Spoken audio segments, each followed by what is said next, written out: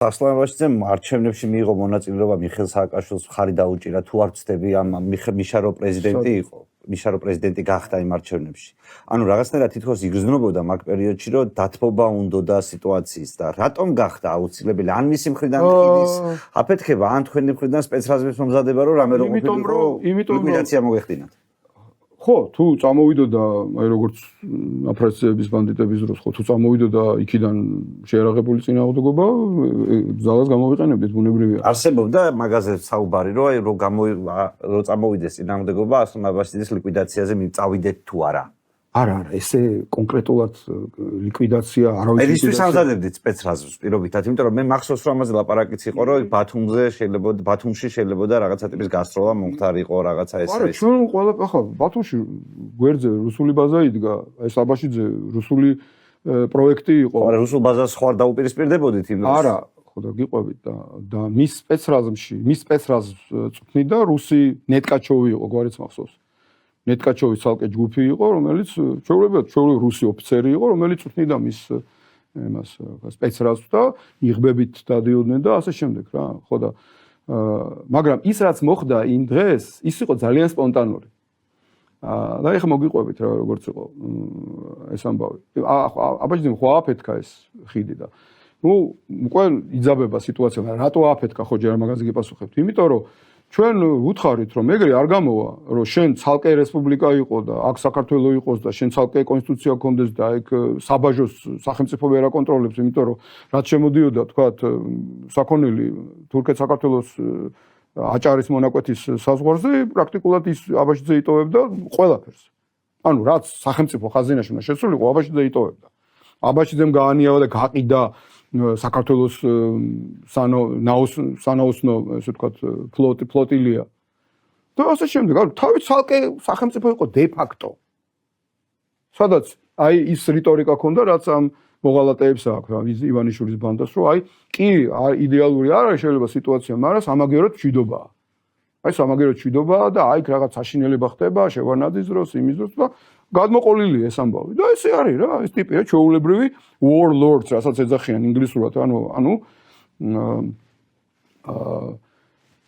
სამხედრო რაღაცა განგსტერი რა რომელიც მართავს ნუ რაღაცა მიკროსახელმწიფოს რა აი ეს იყო ჩვეულებრივად ანუ აბსოლუტურად ამოვარდნილი იყო თელი კონცეფციიდან ხო რაც იყო საქართველოს გამთლიანება და წესრიგის დამყარება ქვეყანაში, ხო? და შესაბამისად დაიწყო ზეწოლა. ხა მაგალითად მე რო ვიბარებდი გოგიტიძე იყო ცხონებული. ის გარდაიცვალა ჯემალი შინაგან საქმეთა ის ჩემთან კი არ მოდიოდა. თათრს არ ესწრებოდა. თბილისში არ ჩამოდიოდა. და ასლანაბაშიძე ლაპარაკობდა რომ მე თბილისში ანუ ასლანაბაშიძე თბილისში ჩასვლა რაღაცა იმასავით იყო. ამის პუტინი რო ბრიუსელში ჩავიდეს, რა ვიცი. ამის ეგეთი დონის ამბავი იყო. ანუ რეალურად მოწყვეტილი იყო უბრალოდ ერთადერთი ის სიმწვავე არ იყო იმიტომ რომ იქაც ქართველები ცხოვრობდნენ და დანარჩენ საქართველოშიც ქართველები გამიგეთ და ესეთი ამბავი არ იყო რომ რაღაცა თოფი დაპირისპირება მაგრამ როგორც ასეთი რეჟიმი ზუსტადაც რომ თოფით იყო დაპირისპირებული სახელმწიფოსთან იმიტომ რომ ჩვენ მანამდე სანამ ამ ხიდებს ააფეთქებდა და ეს ყველაფერი მოხდებოდა მიშა მიდიოდა კოლონით ეს არ გახსოვთ აჭარის და რუარშევ წარმოიდგინეთ საქართველოს პრეზიდენტს დახვდნენ წინ აი ეს ნეტკაჩოვის და ასლანაბაშიძის დაცვა და ეს თელი სპეცრაზმი და საქართველოს პრეზიდენტი არ შეუშვეს მის ერთ-ერთ კუთხეში და ვიშო გამობრუნდა უკან აი ეს საქართველოს ჩავიბარეთ ხო და ეგ რატომ მივიდა სიტუაცია მაგამდე მიშას მანამდე მახსოვს ასლანაბაშიძე არჩევნებში მონაწილეობაზე და არჩევნების ლეგიტიმაციაზე თავს იკავებდა მაგრამ ბოლოს მაინც მივიდა არჩევნებზე თვითონაც და აი ეგ რატო გააკეთა რომ მიშა არ შეუშვა იქ ხო და იმიტომ რომ მანამდე ამას რაღაც პირობები ქონდა ძალიან შიშარა ტიპი იყო ძალიან შიშარა ტიპი იყო და მეც იქ ახლდი მაშინ მიშას რა თქმა უნდა იმ დროს და შეიძლება იფიქრა რომ აი მივდივართ მის დასაჭერად ან რაღაც ამდაგვარი ხო ახლა მიშა თვითონ ვარ წავიდოდა დასაჭერად რატო ეხა ჭკუა დაუშლიდა თუ რა ანუ შეიძლება ყოველში ასლანაბაშიძეს იმდენად სერიოზული პრობლემა იყო რომ და მიშამ კიდე რა გააკეთა ერთ-ორჯერ მაგის შემდეგ გააკეთა ოღონდ მანამდე არა მაგრამ ჩაჯდა სამხედრო ვერტმფრენში Mi-24-ში აი კრაკადილს რო ეძახიან ალიგატორს რო ეძახიან მე ვიჯექი დესანტის იმაში გაყოფილებაში და ესე შეფრინდა ეგ ჩოლოგზე და ჩატყდა თელი ამბავი და რაღაცა ანუ სულ ანუ და შიგნიდან დაიწყო წნეხი და ხალხმა დაიწყო დუღილი. ამას ხედავდა და ნუ ეხა ეს იცოდა რომ ეს მისი ხელისუფლების დაკარგვით დამთავრდებოდა. იდიოტი არ იყო. საკმაოდ გაუნათლებელი ტიპი კი იყო, მაგრამ იდიოტი არ უცდია დალაგება მაგალითად იმაზე, რომ მოდი უსაფრთხოების გარანტია მომეცით და დაგითმობთ. ჩვენ რაღაცა ეგეთი საუბრები იყო, მაგრამ უკვე ის საქართველო, რა საქართველოც აი დღეს ჩვენ გვაქვს და რასაც ჩვენ ვაშენებდით, თქვათ, ხო? ეგეთ რაღაცას აჭარაში ვერ აიტანდა რა, რომ არძიმბაზე უარესად გადაექცია, მოეწყვიტა, როგორც აფხაზეთი მოწყვიტა რუსებმა საქართველოს და ცხინვალის რეგიონი, აი ესე მოეწყვიტა აჭარაც. ეს პრინციპში მიუღებელი იყო, პრინციპულად მიუღებელი იყო და ამას ჩვენ ნახდათ არ მოვიწვენთ, აბა მაშინ რისთვის მოვედით? არც აჭარელი ხალხი ჩემი აზრით. რა თქმა უნდა. მაგაშია მთელი პრობლემა მას უფრო მეტად იქ ჰქონდა აფხაზეთი და სხვაობითი ხალხი იყო. ამიტომ პირველ ყოვლისა როცა ვლაპარაკობ რომ აჭარის გათავისუფლება რომ მოხდა, ჩვენ კი არ გავათავისუფლეთ, აჭარის ხალხმა გავათავისუფლო, მაგრამ ჩვენი ზურგი იყო იქ. და იმ დღეს მაგას გიყვებოდით, ერთ-ერთი დღე არის როცა მივედით ხიდთან და ზურას ვახლევართ, ზურა თავისი დაცვით და მე ჩემი დაცვით და სპეცრაზმით. რატომღაც რაღაცა ცოტა დაძაბულობა იყო და მაგ სიტუაციაში რაღაცა მივედით.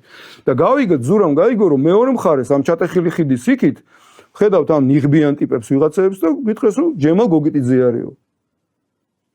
რომელიც მე არ მემორჩილება რა. ზურამ აიღო ყურმილი და უთხრა ჯემალ გავიგე რომ აქ ახარო რა. და გადმოდიო ვილაპარაკოთო რა. არა არ გადმოვალო, არ ვილაპარაკებ. მაშინ მე გადმოვალო. და ზურას მე ვთქვი, საათ გადმოხო ზურა. ეს ხიდი ჩატეხილია, სანამ გადაიღო ჯერ ფეხი ქონდა ნატკენი, შეიძლება იქ მოიტეხო კიდე ფეხი მეთქი და ფეხის მოტეხოს ვინ შევით თქო. იმ ტიპებს ხედავ ნახევარი რუსები არიან, ნიღბიანები. ნახევარი შეიძლება გადარეული ვიღაცა ასლანისტი. რომ გააქანოს და დაგაჭედოს. საქართველოს პრემიერ-მინისტრი ხარ. ხო ხვდები რომ სამოქალაქო მეწება თქო. ხო რეალისტურ რაღაცას ვეუბნებოდი.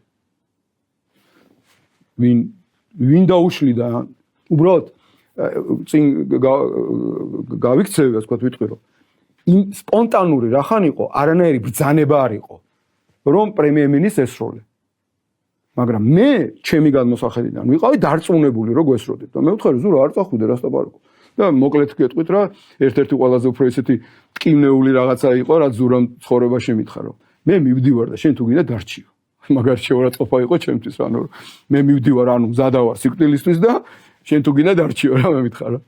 მე მითხარი ხარ ცხენი მე მითხარ რაც მეუნები მაგრამ ამაზე დავფიქრეთ უბრალოდ რა ჩვენ თავი ჯანდება კაცო ზოგადად რა რისკზე მივდივარ თქო რა ქვეყნის ამბავში რა შეიძლება მოხდეს. იმიტომ რომ ჩვენ მდგამთ იმ ნაბიჯს ჩვენ ჩავდივართ იმ ხიდზე ჩანგრეულზე იმიტომ ქვია ზურაჟვანია სახელი. და ჩვენ გადავდივართ იქით და იქ ის ნიღბიანი რას გააკეთებს კაცმა არის. აი რომ დავიწყეთ ჩასვლა, აი შულსპიცა ვარ, ყოველ ფეხის ნაბიჯზე მეგონა რომ აი ახლა გავარდება ტყვია, ახლა გავარდება ტყვია, ახლა მოხვდება ან ზურას ან მე ან ორივეს ან რაღაც. აი სულ აი თითქმის დარწმუნებული. რო გადახვედით რა დახვდათ? თითქმის დარწმუნებული ვიყავი რომ გვესროდნენ რა. და გაკვირვებული გადავედით, დავხვდა ეს ჯემალ გოგიტიძე. რომელსაც მოვკიდეთ ხელი და იქ რაღაცა ჯიხური იყო რომელშიც აქ საბაჟო ქონდათ მოწყობილი და რაღაცა და შევიყვანეთ. და უთხარით. და თელი ჩვენი ეს დაცვებიც და სპეცრაზმებიც გადმოვიდნენ. იქ ვერ გრძნობთ ვერანაირ აგრესიას რა. გარშემო ხო იყურები ახლა გადმოდიხარ. ხო იქ განანეს ავტომატი არა. არ არის ეს აგრესიული განწყობა არ არის რა. რომ აი მე რასაც მოველოდი რომ აი შეიძლება გვესროლონ, აი ხო ატყობ ხა ადამიანს ტანის მოქმედებაზეც და ზოგადადაც რა, აი არიან ისე, აი რო იტყვიან დემორალიზებულივით იყვნენ რა. ეგ რა მიზეზი იყო არ ვიცი. მაგრამ და რო გადმოვიდა და ამხელა სპეცრაზი გადმოვიდა, თითქმის გაუთანაბრდით ძალებში. იქ ვინც იყო იმ მომენტში. და შევიყვანეთ ეს ჯემალი და უთხარი და ჯემალ. ხო ხედავ რომ ბათუმში რა ხდება? იქ ბათუმში უკვე სერიოზული ბურხლია, ხო? შენ ხო იცი პირდაპირ გეუნები, შინაგანი ჯარი სხვა მხრიდან იყო უკვე მობილიზებული და მზად შესასვლელი აჭარის ტერიტორიაზე გოგით ათუხაშვილით. დიდი ძალებით. თქვენი შინაგაკეთა. თქვენი, ჩემი დაქვემდებარებული.